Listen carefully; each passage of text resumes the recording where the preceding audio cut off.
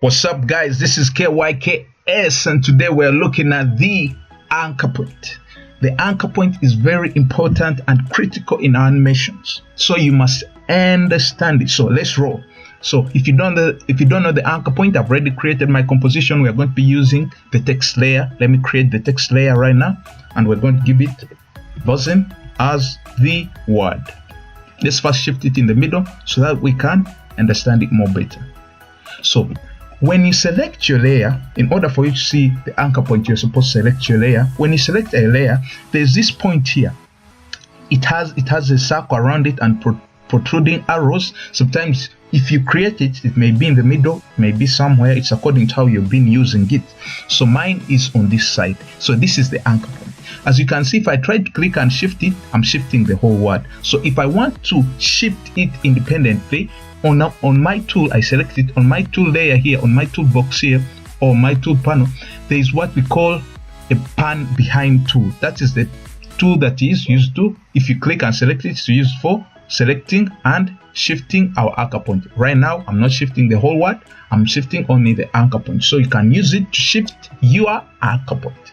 So now, let's explain it more deeper. If I come to my layer and drop down here and go to transform, in the previous sessions we have been looking at these four properties. We have been looking at position, scale, rotation, and opacity. That's what we've been looking at, but we haven't concentrated on the anchor point, but it's also there. So this anchor point is so special in a way that it affects other layers, other properties, sorry. It affects position, it affects scale, it affects rotation. It doesn't affect opacity. So let's start by rotation. When I come to my rotation, as you can see on my composition here, the anchor point is right here besides my word. So if I do the rotation by hovering and shifting, you can see that my word is rotating around the anchor point. The distance between anchor point and my word stays the same as it rotates. So if it's there, that's how you're going to have your rotation. But if you want it to rotate like a fan or like a tire, you shift your anchor point in the middle. So it depends on how you want it to be affected. So if I come back to my rotation, when you see on my composition, we are seeing that the word is shifting, is rotating around my anchor point. So the anchor point is like the equator, it's like the foundation or the center point of our properties. So on the scale, when I come to scaling property, if I increase my scale on my composition, showing us that it's increasing and it originates from the anchor point and increases on to my screen. As you can see, if I shift the anchor point to my point here, it shows us, if we go back to scale, as you can see, it's scaling on to the anchor point. If we select it here, the anchor point, Control Z to bring it back. You can see if we shift it to the left here, when I go back to my scale, it will be scaling from the anchor point.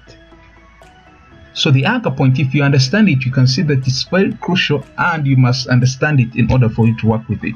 Right now, we haven't been animating. I want us to first animate something for you to understand it more better. By animating, let's first hide this. I want us to create another layer, which is going to be our circle. If you want it to be proportional, want it to be same size, you press shift on your keyboard and they bring for you great circle.